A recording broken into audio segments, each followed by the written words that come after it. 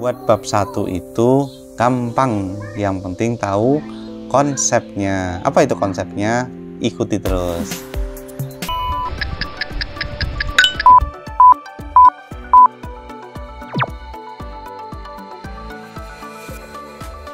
Oke, untuk buat bab 1 di proposal penelitian, teman-teman harus ngapain dulu? Yang pertama-tama adalah tentuin temanya dulu. Apa nih temanya, tentang apa?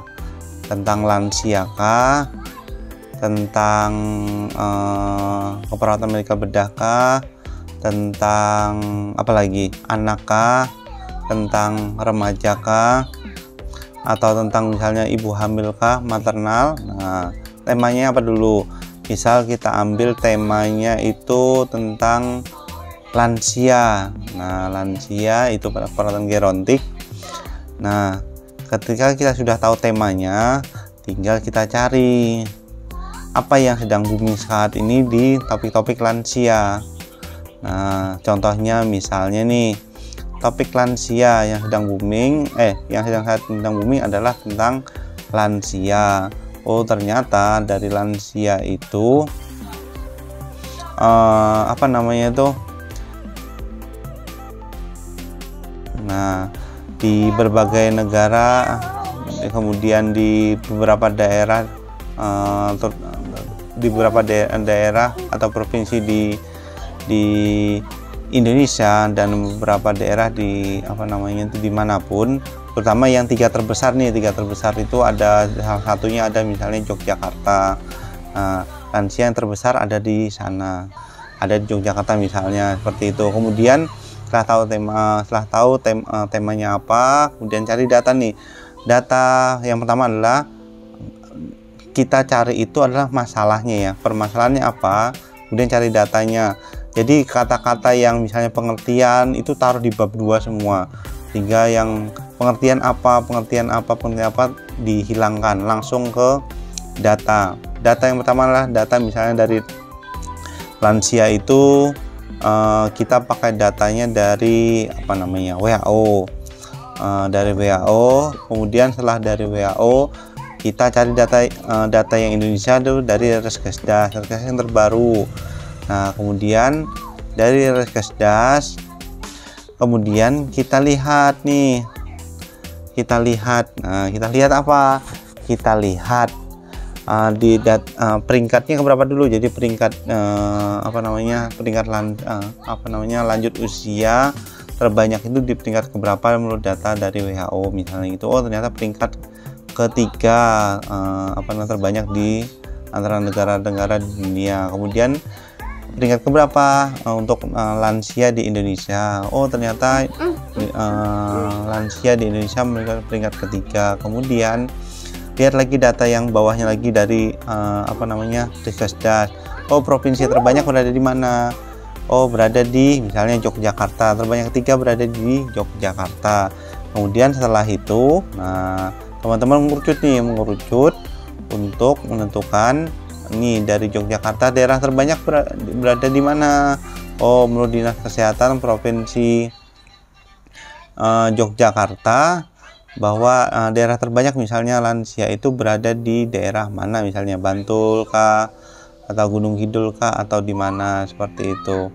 Nah, nanti sudah tahu peringkatnya, sudah tahu datanya, prevalensinya berapa, maka tinggal kita cari beberapa referensi terkait lansia.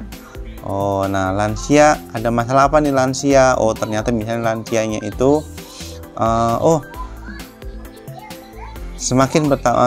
karena lansianya semakin banyaknya lansia, maka akan misalnya tentang beban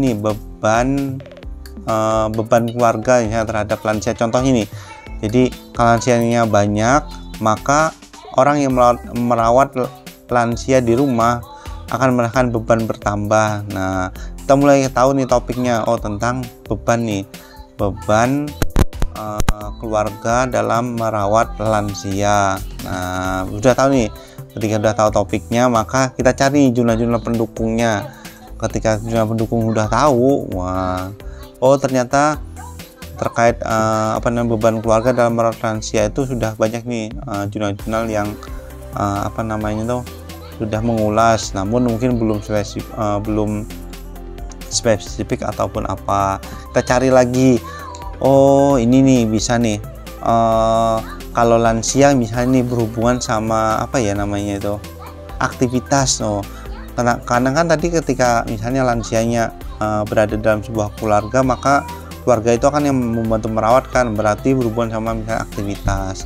Setelah sudah dapat nih, akhirnya sudah dapat nih variabel-variabelnya. Oh kira-kira nih, bisa tentang aktivitas sama beban keluarga. Nah dari situlah kita sudah mulai mengerucut. Tadi sudah dapat data-data tentang lansia dari dunia, dari Indonesia, kemudian dari dinas kesehatan provinsi. Kemudian kita sudah tahu beberapa permasalahannya. Nah dari itu kita mulai mempertajam dari penelitian tersebut, penulisan penelitian di bab 1. Yang paling diingat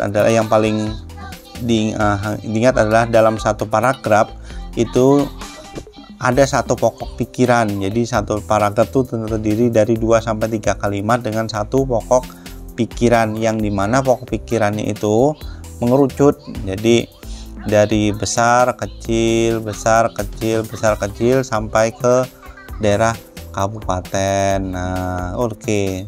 Seperti itu. Kalau sudah sudah bisa mempola, sudah bisa melihat beberapa penelitian pendukung yang sepertinya nyerempet dengan tema-tema kita. Nah sudah setelah itu teman-teman tinggal memperkuat daerah mana atau puskesmas mana yang dijadikan tempat penelitian. Misalnya nih di wilayah kerja puskesmas mana, seperti itu. Kita lihat datanya. Kenapa misalnya kita punya alasan saya mau ngambil di puskesmas itu, maka kita lihat berapa jumlah lansia di sana, berapa jumlah kunjungan di sana, bagaimana kesehatan lansia di sana. Nah ketika teman-teman mengambil misalnya di puskesmas yang misalnya cakupan lain kesehatannya terbaik ke-6, ya nggak ada masalah. Yang penting teman-teman punya argumentasi kenapa milih yang di ke-6. Nah salah satu alasannya bisa dilihat dari cakupan, misalnya di 1, 2, 3, 4, 5 sudah pernah dilakukan penelitian, sehingga teman-teman nggak ngambil situ.